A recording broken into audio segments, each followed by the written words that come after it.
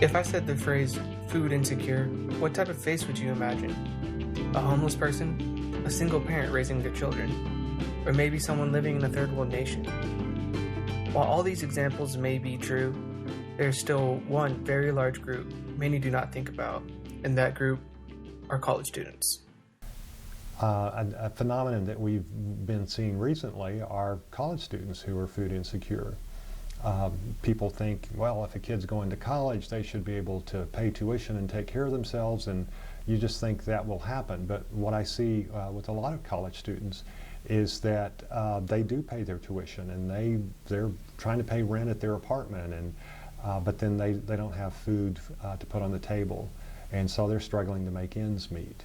And you also see that in the amount of student debt that a lot of students are incurring while they go to college. But to keep that debt down, they may be saying, well, I can eat ramen noodles for all 7 days of the week, which might fill your stomach, but it's not a good thing to do.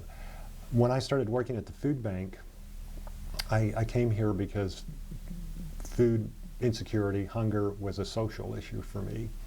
But as I've been here, I have started to realize the relationship between hunger and education, and I've seen that relationship between hunger and health.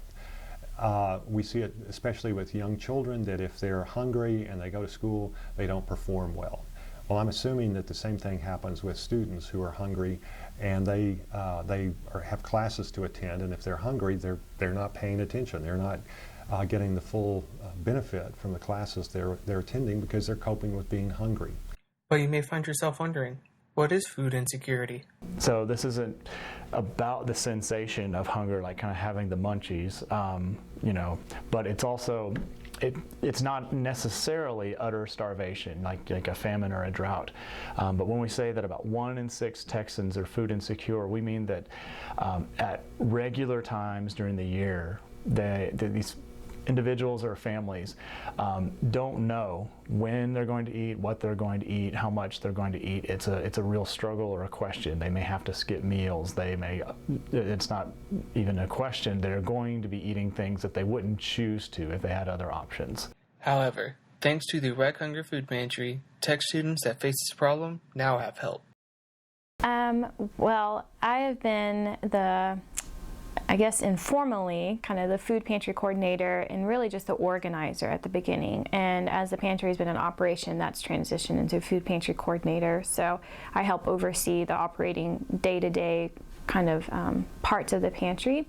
And really this has been an effort that isn't just with one student or one organization or one department on campus. It's been a collaboration of different departments, from the nutritional sciences to the International Culture Center to graduate students to undergraduate students. So really faculty members that have come together, and so really it's been a holistic approach that we have people from all over campus who care about this issue and want to help with this issue. And the help didn't end there. With the pantry gaining momentum, the various team members now had new challenges to face. Our first challenge, I would say, or opportunity to solve, was to get food on the shelves. And so our outreach coordinator, Dylan Bailey, did that, and so he helped us get connected with media, and that way we started filling up our shelves and so that we could offer food, because our whole goal at that time was to have enough food that we could be a resource that wasn't fleeting. So we're totally out of food, we can't help you this week, and those students had came to depend on us,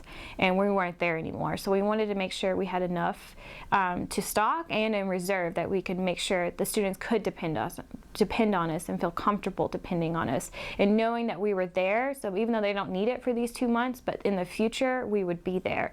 And so that was our first main goal that we wanted, and so we were able to achieve that. And then our next challenge was the space. So we have the graduate center here, and we're able to really put it here in that sense at that time. And what was really important to us is that sometimes hunger in this initiative can bring a lot of stigma, and we wanted to minimize that. And what we've seen is, and what we've researched is, if a food pantry is somewhere accessible, people are more likely to use it. So if it's off campus, students are not usually aware of it, and so we've seen a lot of off campus ones move on campus. And then what it also means is, being on campus, what it does, it makes it where I can see my friend if they're using it and they're taking it and that sort of thing, I feel more comfortable that I can go and get help. So what we have is what we call a choice pantry. And what a choice pantry means is you come in and you select items that you prefer. Traditionally, pantries have been historically, I give you a box, and in that box you open it and it's a surprise what you have. But after research, we've determined that if I don't know how to cook, I don't really know how to deal with a bag of flour. But if a family of 4 and the mother or the father really enjoy cooking, they could maybe use 2 bags of flour. And so what that allows is it's a grocery style operation where you come in and you select items based on your preferences, whether they're culturally or allergies or what your children will eat or anything of that kind of nature.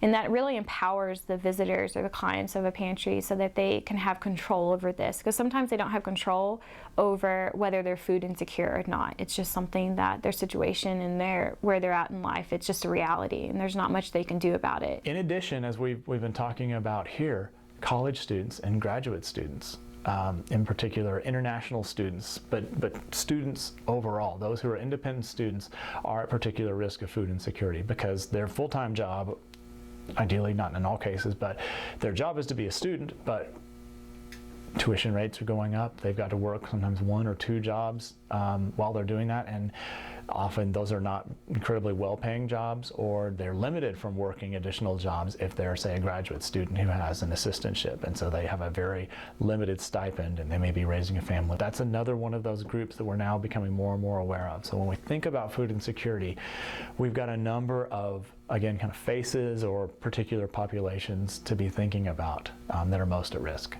But with the pantry only been around for a year, and actually graduating in the summer of 2017, more uncertainty lies ahead.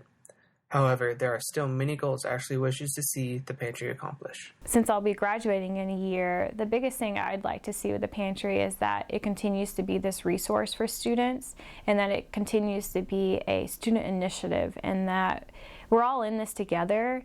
And sometimes I might not be food insecure, but my friend is, and if I'm there working with it, then they're more likely to come and get help, and I can be that voice and that helping them in that sense.